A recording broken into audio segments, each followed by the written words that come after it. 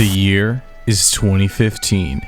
Gamergate is in full swing, and the culture war over dork hobbies is raging on. But one day, as if God himself came down from heaven, there was a single moment of divine peace when a reveal trailer went live and virgins with rage and roasty grifters alike all stopped in their tracks in a single solitary moment to say, "What in the fuck?"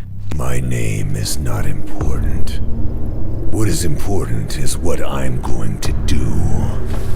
I just fucking hate this world and these human worms feasting on its carcass. If only we knew it would all be for a game that can be best described as the embodiment of "It's not a phase, Mom, it's my life." Hatred was built up to be the darkest, edgiest, most nihilistic spree kill simulator that we've ever seen. Well, at least since Postal. While its controversy was nowhere near the height of what we saw with the Manhunt series. It is some of the most horrific, senselessly violent stuff you've ever seen. The game nonetheless caught a lot of attention and flack the second the ever infamous launch trailer was released. Once the initial shock and awe wore off, the flames of the nerd wars were burning hotter and brighter than ever, with arguments to ban the game or defend it as an important piece of free speech. Only for the reality to smack us all dead in the face upon release, when all the game ended up being was a clunky mess so up its own ass that if anyone ever did take this piece of shit seriously, they either never played it or worked for Rock Paper Shotgun. Hatred is the ultimate "it's not a phase, Mom" experience that I've ever had with a game. So let's cut to brass tacks and get past all the controversy and see what Hatred is really all about. Hatred is a third-person isometric shooter. The game was developed by the Polish indie dev Destructive Creations, and if that name doesn't already clue you in to the type of edgelordian cringe you're about to bear witness to, then prepare yourself, because it only goes downhill from here. Hatred was built from the ground up to be as over-the-top and nihilistic as possible.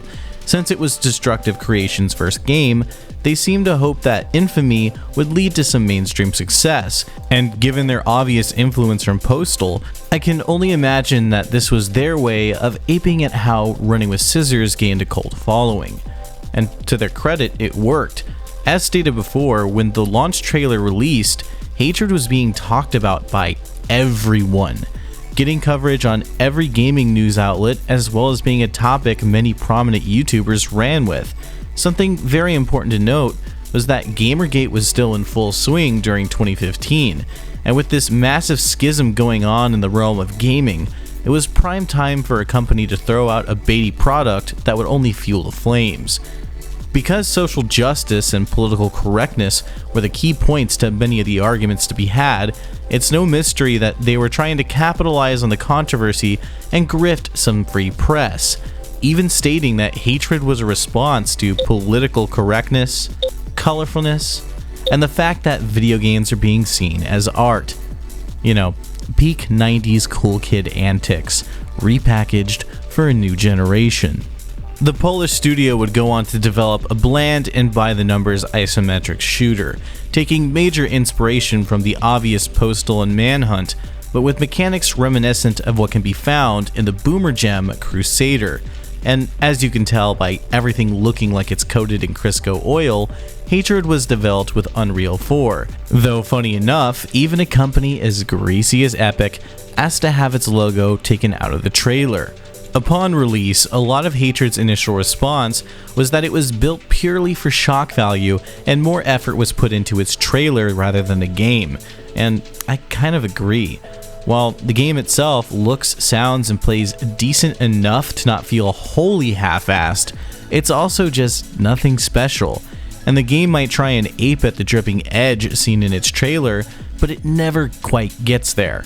The only reason we all heard about this game was due to the negative response from the trailer, although it was one of the unintended consequences of the controversy that would serve as the game's biggest advertisement. That being when the game was pulled off of Steam, only to return to the platform with a personal apology from the patron saint of PC gaming himself. Hi Jaroslaw, yesterday I heard that we were taking Hatred down from Greenlight. Since I wasn't up to speed, I asked around internally to find out why we had done that. It turns out that it wasn't a good decision, and we'll be putting Hatred back up. Steam is about creating tools for content creators and customers. Good luck with your game, Gabe Newell. And with that, the mass murder simulator was thrown back on shelves, to both the excitement and detriment of gamers everywhere. The story of Hatred is a simple one, a bland and by the numbers affair where everything you need to know is given to you within the first 2 minutes. You experience the game from the perspective of the antagonist, a name almost as cringe as the anti-hero shirt given to the shooter character in this abortion of a music video. Don't worry, Davi, I'm coming for you too one of these days, you piece of shit. The antagonist is just a corpse grinder cosplayer who finally decided to stop idolizing Travis Bickle and just let loose and slaughter as many people as he could in New York City, going on a family-friendly adventure through the suburbs, the sewers, a military base, and eventually the nuclear power plant, where he trips the reactor in an attempt to blow up the city, with the game ending with him laughing as he gets death by cops before the big boom.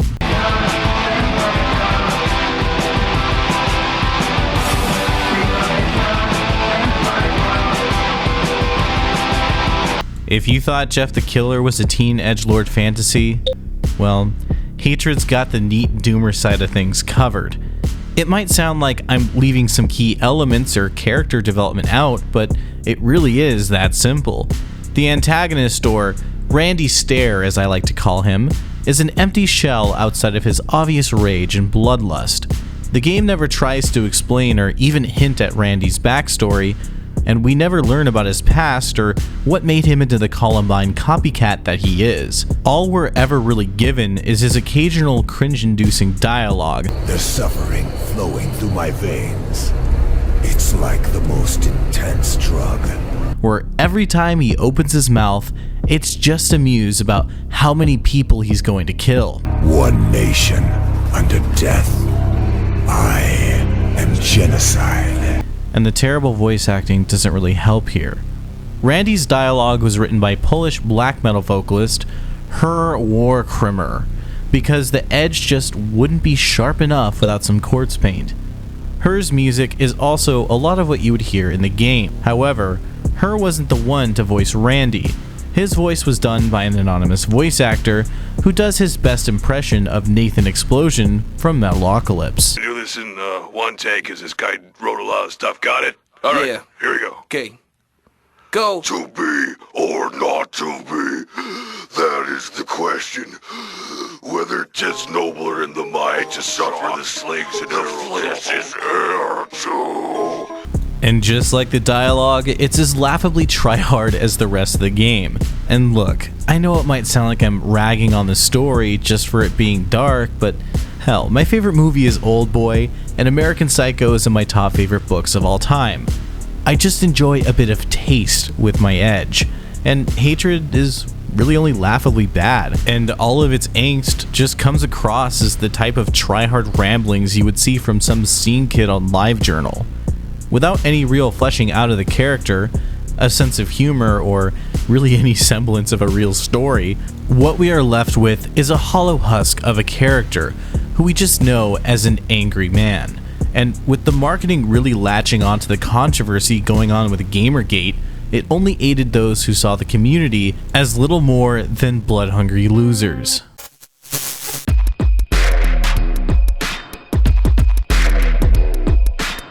Well, would you look at the time? It's the part of the video where I e-beg and I ask you to please check out and support my Patreon. Given that I don't compromise on the clips or the subject matter that I talk about on this channel, monetization and making those big YouTube bucks just is not really possible for me. So if you like what I do and you want to see more of it, Patreon is the best place to support me.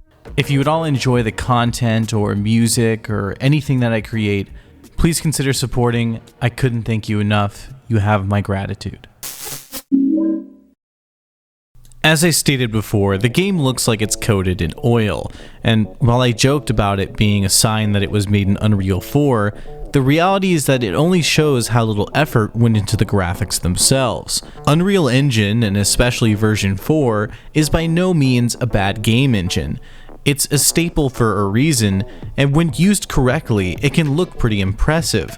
But in the case of Hatred, it's just unpolished, and this extends past the engine. The whole game is done in a black and white style, with police lights and fire being the only real colors you get to see. But judging by the way the details are all muddy and how even the shadows look pretty muted, it's obvious that the game was originally made in full color, but was given a simple black and white filter thrown on top. For those who don't understand why this would create issues, let me explain. In the world of film, if something is meant to be black and white, the set, characters, etc. need to be filmed wearing colors and filters that will allow the vibrance and contrast to create a sharp and clear image. If you just film something normally, then throw a black and white filter over it, many of the colors will then be left dull and identical, making the whole thing look extremely muddy and unclear, dulling many of the details and overall just making the footage look poorer quality. The same can be said about video game graphics, and with an engine as temperamental as Unreal 4, especially so. Throw in some rain effects and you're left with the oily, plasticky mush look that Hatred has.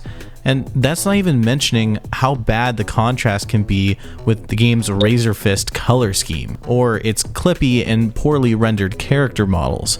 The ideas and designs themselves aren't all that bad, but like with the story and even the gameplay, its half-assed nature stops it from ever moving past the realm of mediocrity. Something summed up perfectly by the amazingly animated hair of our protagonist. Now, to talk about the gameplay, what you see is what you get. Hatred is a clunky and messy isometric shooter designed completely around causing as much death as possible. And no, it never gets any deeper than that. The gameplay is as shallow as the concept. Each level really only consists of exploring whatever open area you're thrown into and killing a specific number of people, with the game encouraging you to get creative with your weapon choices and engage in some executions ripped directly from Space Marine. While the open map design might make it seem like there would be collectibles, lore, or anything else worth finding, exploring will reward you with absolutely nothing. Okay, I lied. It's worse than nothing. You get padding. In each level, you can stumble across side quests that almost all consist of killing a specific number of people, showing off the rich variety in gameplay and mechanics. But sadly enough, without this padding, the game would be even shorter than the 2 to 3 hours it would take to beat it, and the replay value on this thing is pretty hollow at best. The gameplay loop in this game just isn't very fun. Whereas a game like Manhunt or Postal 1 has the shock and awe factor ramping up with each level and gameplay that feels relatively intuitive, at least in the case of Manhunt. Postal 1 is, it's something. Or a game like Postal 2 or the PS2 era Grand Theft Auto games have both gameplay and humor to keep players engaged. Hatred is a one-trick pony, and with its clunky gameplay, once the initial shock factor wears off, there isn't really anything to keep you engaged.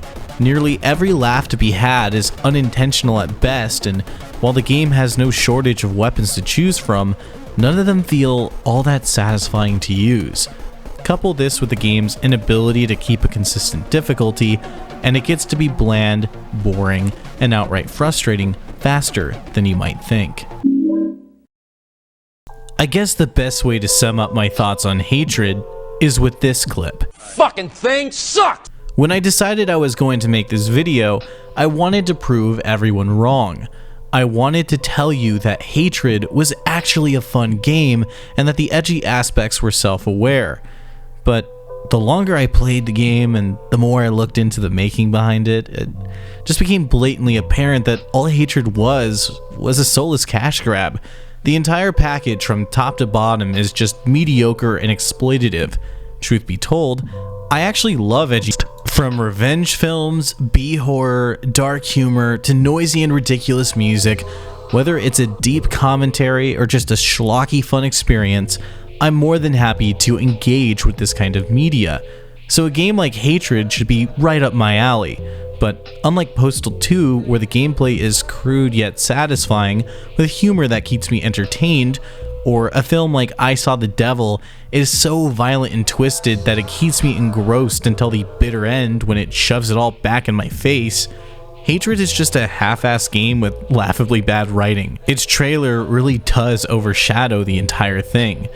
Even now, Hatred is all but forgotten, only occasionally popping up as a meme to rag on or a reference to make when talking about violence in video games. Well, maybe one day it will get the Postal or Manhunt treatment where it becomes a popular game to dissect and talk about online.